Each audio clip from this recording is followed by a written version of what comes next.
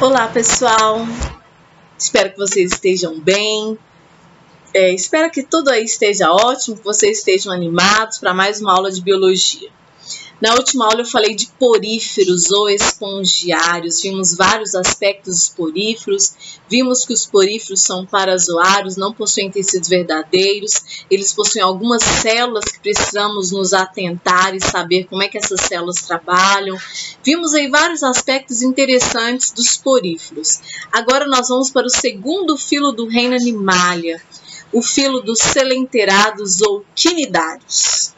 Você vai pegar o seu caderno, vai colocar aí a data e vai colocar aí como título coelenterados ou quinidários. É o segundo filo do reino Animalia. Você vai ver que aqui tem ganhos, aqui há tecidos verdadeiros. Esses animais são os primeiros eumetazoários que nós estudamos. Os poríferos não tinham tecidos, eram parazoários, e agora os coelenterados ou quinidários possuem tecidos verdadeiros. Pessoal, os coelenterados ou quinidários vem de quinido, que significa urticante. São animais que produzem, armazenam e liberam um líquido que queima ao toque. Então nós temos aí as famosas águas-vivas que ao tocarmos os seus tentáculos a gente pode ter queimaduras terríveis. Eles têm banhistas, surfistas que às vezes escorregam, têm contato com corais e ficam com a pele queimada, com lesões. Então, quinido vem de urticante. Então, esses animais já conseguem se defender produzindo um líquido, coisa que porífero não era capaz de fazer. Então, isso já é um grande ganho. Aqui a gente vai ver mais ganhos também. Os quinidários ou coelenterados, então, são mais evoluídos do que as esponjas, são eumetazoários, possuem tecidos verdadeiros. Embora façam também a digestão intracelular que os poríferos faziam, eles agora possuem uma digestão também extracelular. Então, nós humanos temos uma digestão extracelular no tubo digestório. Os poríferos tinham uma digestão exclusivamente intracelular em células especiais chamadas de coanócitos. Agora aqui nós temos um animal que tem tanto intra quanto extracelular. Então, o sistema digestório aqui, quer dizer, a digestão aqui, ela já melhorou. Então, ela deixou de ser exclusivamente intracelular, como era no porífero, e agora ela também é extracelular. Esses animais possuem gônadas, onde são formados os gametas. O porífero não. O porífero tinha a formação de gametas a partir dos coanócitos, agora aqui não, existem estruturas específicas para formar gametas. Então as coisas melhoraram ainda mais. Eles possuem um rudimentar sistema nervoso, com células difusas, espalhadas. Lembra que eu não falei nada de sistema nervoso, nem tecido nervoso, nem reação no porífero. O porífero, gente, teoricamente ele não sente nada, porque só sente aquele ser que tem célula nervosa. O porífero não tem célula nervosa, o porífero ele não reage ao meio. E aí nós temos então agora aqui um animal, primeiro animal que nós vamos ver, que tem células nervosas difusas, espalhadas, não tem um sistema nervoso central maravilhoso como o nosso, mas possuem células espalhadas. Tanto é que ao menor toque nos seus tentáculos, essas células reagem, acionam os quinidoblastos, que são as células que produzem, armazenam e liberam o líquido urticante, e aí esses animais liberam esse líquido então para se proteger ou também para afugentar, para paralisar uma possível presa. Esses animais revelam movimentos ativos notáveis, graças às células epitélio-musculares que reagem ao mínimo toque. Os coelenterados, então, são animais que liberam um líquido urticante pelos seus tentáculos. As medusas têm os tentáculos na parte de baixo. Os pólipos, por exemplo, isso aqui seria um pólipo, seria um quinidário fixo, um quinidário que fica ali fixo num substrato que tem tentáculos para a parte superior. Ele libera esse líquido que pode paralisar uma possível presa. Então, os peixinhos, quando encostam nesses tentáculos, eles ficam paralisados e aí eles são envolvidos e serão digeridos por uma cavidade digestiva que vai ter aqui, chamada de gastroderme. Pessoal, aqui a gente tem uma hidra. Então, assim, De forma simples, só para você saber, ela tem um disco basal que funciona como se fosse um desentupidor de pia, uma ventosa. Tem a gastroderme, que reveste internamente a cavidade gastrovascular, onde acontece a digestão tanto intra quanto extracelular. Existe uma gelatina chamada de mesogleia. Lá no porífero tinha uma gelatina chamada de mesênquima. Existe a epiderme, que é um tecido que reveste externamente o corpo desse quinidário. Ele tem uma boca que funciona assim, é uma abertura que funciona como boca e ânus, e tem os tentáculos. E nos tentáculos existem células especiais chamadas de quinidócitos ou quinidoblastos. Faça anotações no seu caderno, viu, pessoal? Anota o que foi interessante aí para você, coloque a data, coloque o título, para a gente depois ter um caderno bem completo com os 9 filos e as suas principais características. Continuando. Aí deu uma...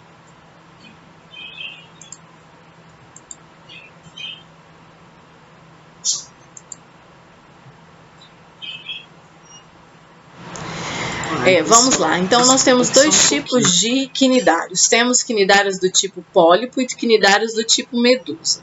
Todo quinidário que é céssio, paradão, que fica lá no fundo, ele é pólipo.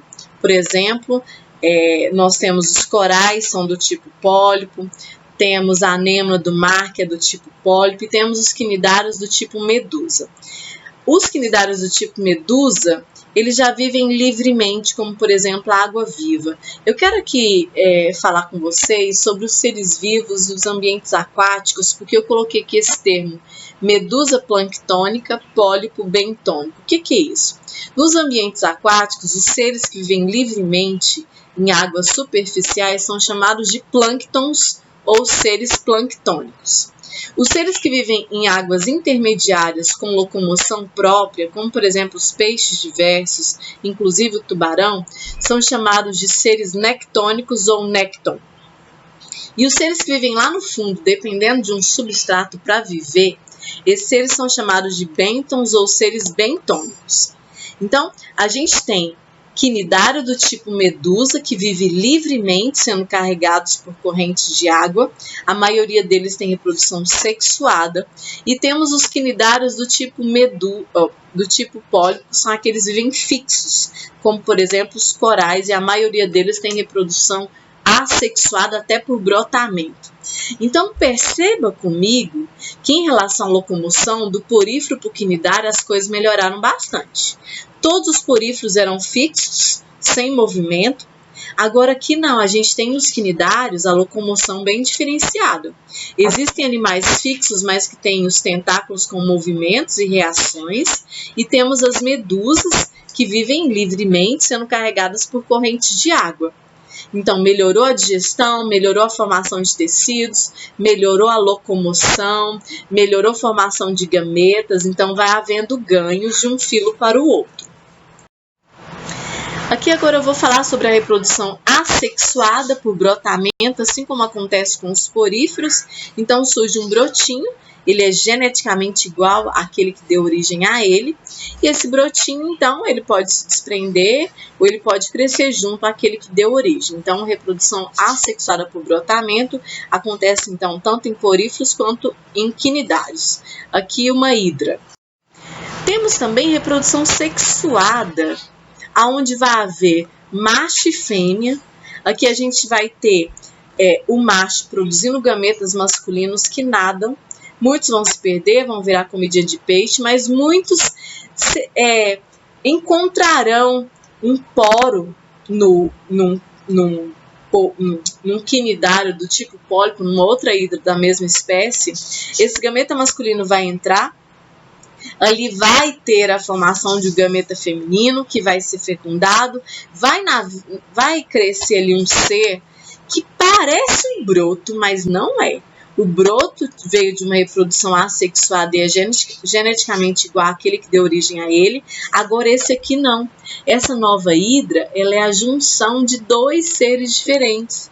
Então ela é geneticamente diferente dos seus pais. Ela é um ser único. Ela não é um clone, como acontece lá no brotamento. Então tem reprodução assexuada por brotamento e tem reprodução sexuada também, aonde se libera gametas masculinos até chegar no ovário, e ali vai ter nessa gônada feminina, gameta feminina, fecundação, vai nascer um ser que agora é diferente dos seus pais. É um ser único. E nós temos também, gente, uma reprodução aqui bem inédita, chamada de metagênese, ou ciclo de alternância de gerações, onde existem algumas espécies onde pólipos, que são quinidários fixos, dão origem a medusas, que são quinidários livres, e as medusas vão ter filhos fixos pólipos. Então, isso aqui é uma coisa meio inédita na natureza e no reino animalia, onde os filhos serão totalmente diferentes de seus pais. Então, existem algumas espécies em que as medusas têm filhos pólipos e os pólipos têm filhas medusas, onde vai alternando geração. Uma geração é fixa pólipo, ela se reproduz assexuadamente produzindo medusas. As medusas são livres e elas se reproduzem sexuadamente tendo filhos pólipos. Então, uma geração é fixa, a próxima é livre e assim sucessivamente. Então, é uma coisa inédita na natureza, bem interessante, e a gente vai ter aqui então essa diversidade. Os pais serão diferentes dos filhos. As medusas terão filhinhos pólipos e os pólipos terão filhinhas medusas. Os selenteirados possuem como células típicas os quinidócitos ou quinidoblastos. São essas células que produzem, armazenam e liberam líquido urticante. Então, a parede do corpo possui quinidoblastos ou quinidócitos, que são essas células especiais para a defesa, é a principal característica desse grupo, que contém nematocistos, que são cápsulas com um filamento extensível inoculador de uma toxina. É essa toxina que pode levar queimaduras na pele do animal que encostar nesse indivíduo. Então, a célula típica do porífero era o coanócito. Célula típica do selenteirado é o quinidócito. Anota no seu caderno. Cada filo novo vai ter uma característica exclusiva e específica que é importante que você saiba. Do porífero coanócito, realiza digestão exclusivamente intracelular. Do quinidário quinidócito, é a célula que produz, armazena e libera um líquido urticante, o líquido que queima. Então, ela é assim, ela tem uma cápsula, ela tem um acúlio aqui, acúlio também nos vegetais parece um espinhozinho, e tem uma toxina que é injetada, que é expulsada juntamente com esse filamento, o que faz com que seja como se fossem vários chicotinhos. Então, no único tentáculo tem assim milhões de quinidócitos liberando líquido urticante ao mínimo toque. Pessoal, eu tive a oportunidade, foi em 2018, eu e a minha família tivemos a oportunidade de ir para a Bahia, e lá na praia tinha essas lindas caravelas. Elas são animais perigosos, liberam líquido superior. O líquido urticante está apenas nos tentáculos, tá? Eu encostei no tentáculo, por isso eu tive uma queimadurinha, mas nem deu bolha, nada, coisa suave. Foi ótimo, foi uma experiência linda, eu fiquei bem feliz. Então, tá aí eu pegando, aí esse fiozinho aí embaixo é que deu uma queimadinha. Eu peguei com areia, muita areia, para não ter contato diretamente com ela. E aí ficou aí uma queimadurinha leve, que nem ficou mancha, nada não. Foi tranquilo, adorei. Foi uma viagem maravilhosa e eu vi esses bichos fantásticos também. Então, existem várias espécies, são animais mesmo muito lindos. São chamados muitas vezes de água-viva, porque parece uma água mesmo com vida, mas na verdade são seres vivos ali, que têm tecidos, que se reproduzem, que se alimentam. Eles têm vários tamanhos. Aqui tem uma imagem aí de um fotógrafo lá no Japão, próximo de uma água-viva gigante. Então, essa daí é uma caravela portuguesa. É muito famoso, né, o Nemo nos se escondendo nos corais e também nos tentáculos de uma anêmona. A anêmona é um exemplo típico de quinidário. Os outros peixes, eles são aprisionados, paralisados, agredidos por esse líquido urticante que o quinidário produz, mas esse peixinho palhaço aí, que é esse nome popular, ele tem escamas e uma pele diferenciada que faz com que esses tentáculos não o agrida. Os tentáculos não vão agredir esse peixinho, porque ele tem, então, adaptações que fazem com que ele esteja sempre protegido. A pele e as escamas dele não deixam esse líquido urticante agredir. As anêmonas e os corais, eu quero só finalizar com isso. Os corais são colônias de milhões de pólipos ligados entre si. Os indivíduos secretam exoesqueletos de carbonato de cálcio que, acumulados, formarão um recife. A plataforma de coral australiana é a maior estrutura do planeta Terra, formada por organismos vivos que dá para ver até do espaço. Ela abriga uma exuberância fantástica de vida marinha. Então nós temos a Grande Barreira de Corais na Austrália, que é uma barreira aí que já afundou diversos navios, aonde uma biodiversidade fantástica habita e vive entre esses corais. Corais, então, são quinidários, tá? Então, a Grande Barreira de Corais da Austrália é uma fileira de corais que se estende por milhares de quilômetros e que pode ser vista por completo por um astronauta no espaço.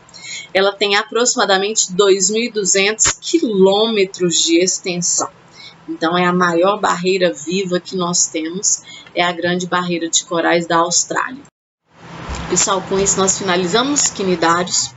Já vimos poríferos, já vimos agora quinidários. Veremos a seguir os eumintos, tanto plateumintos quanto nemateumintos. Faça anotações no seu caderno, coloque cabeçalho com data, com o título, faça um resuminho para você se sentir bastante preparado, tanto para a segunda série, como para a terceira série, quanto para o seu Enem, quanto para o seu vestibular, quanto também aí para a sua vida, né? Para você finalizar esse ano aí com um caderno completo de zoologia, sabendo que deu o melhor de si, que você aprendeu, tá bom? Grande beijo para vocês, tudo de bom.